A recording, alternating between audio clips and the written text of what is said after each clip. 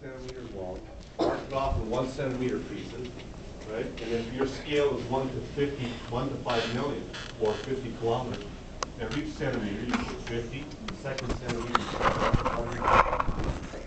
You're done. Okay? Now, don't forget, you need all three on your map. You want marks for them, put them on. If you don't want marks for them, leave it off. Okay?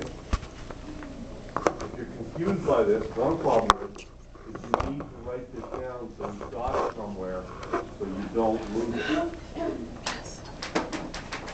Right? I think people more than candy and pop and everything else. And so be it.